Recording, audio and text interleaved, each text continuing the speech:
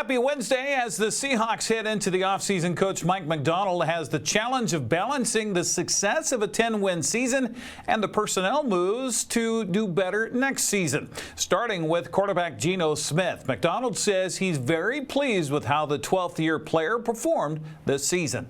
We did a lot of really good things, and one of those things is Geno's productivity, and this is something that I'm looking forward to building off of. I thought he had a really good year. I'm sure. Like when we had a conversation yesterday, but the feeling you get was he's proud of the things we did, but felt like we could have done a better job as an offense and as a team, and could have put ourselves in a position going into the tournament to go make a run at this thing. Moving forward, Macdonald sees Smith continuing to be part of Seattle's mix and heading up the offense under center. I want Geno to be here. I think he's a heck of a player. I'm going to do like the first thing always comes back for what's best for the team. I feel like Geno's the best for the team right now, and so I'll be involved with it. Ultimately, it's not my decision; it's a Seahawks decision. So, but Geno knows how we feel about him, and we love him as our starting quarterback for sure. Former Seahawk coach Mike Holmgren is a finalist for the Pro Football Hall of Fame. Macdonald says Holmgren has left a lasting fingerprint on the NFL. Man, personally, the first time I remember meeting Coach Holmgren, he's kind of like larger than life.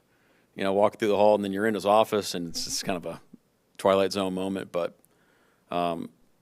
he's a legend of our game. I mean, you think about not only is he probably one of the top offensive minds, play callers, head coaches, culture builders this game's seen. The first thing that comes to mind is his coaching tree and the people that he's been able to affect and how that affects the game we love and has done so well since then with the coaches and scheme and all that type of stuff. So I can't imagine a better Hall of Fame candidate than Mike Holmgren. Well, despite firing offensive coordinator Ryan Grubb, Macdonald says Monday's end-of-season meetings with players and coaches was very positive.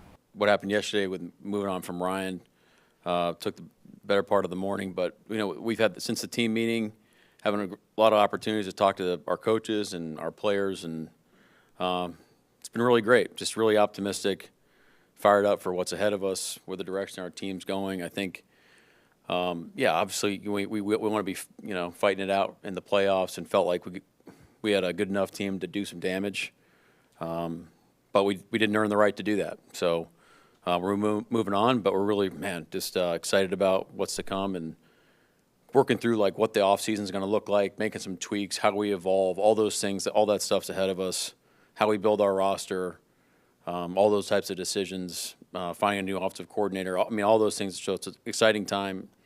Excited about the foundation that we've been able to lay, and ready to get back to work. Macdonald says the search is already underway for a new offensive coordinator. Well, Washington picked up a victory in women's college basketball last night. The Ellie Ladine had led four players in double figures with 23 points as the Huskies popped Wisconsin 79-58. The final, Haley Van Lith and her TCU Horned Frogs were in action earlier today against Kansas. We'll have that final for you tomorrow morning on Wake Up with Angie Valley. 18th ranked Gonzaga is in action tonight at the McCarthy Athletic Center against San Diego. That game tips at 6 o'clock. That'll be on ESPN+.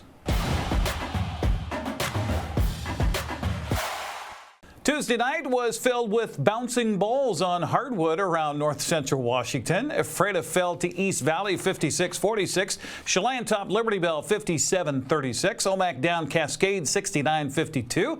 Tenasket topped Manson 74-56. Lake Roosevelt beat Brewster 62-54. Okanagan blew out Bridgeport 94-40. Pateras fell to Thorpe 47-42. Moses Lake Christian swamped Soap Lake 59-33. Entiat down Cascade Christian 57-35. On the prep girls basketball scoreboard, East Valley down to Frederick 50-23. Chelan beat Liberty Bell 56-28. It was Cascade edging Omak 46-43. Tenasket topped Manson 53-24. Brewster beat Lake Roosevelt 59-17. Okanagan blasted Bridgeport 79-29. Moses Lake Christian edged Soap Lake 39-37. Entiat cruised past Cascade Christian 57-16. On the girls scheduled tonight, Toppenish at Quincy at 5:30. 4:30. The Pateras hosts Entiat at 6.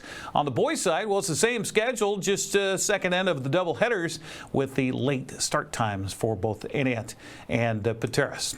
Well, coming up this Saturday, NCWLIFE will be at Eastmont High School to televise the Wildcats hosting the Davis Pirates. Now, the Pirate girls, or Lady Pirates, if you will, are ranked number 1 in the state. They are coming off a couple of losses, their only losses of the season in the Portland Holiday Classic. Eastmont's girls riding a 6-game winning streak heading in. Grant Olson will have the call. 4:30 this Saturday. Eastmont boys host the 4th-ranked Davis boys. That'll be afterwards at 6 o'clock.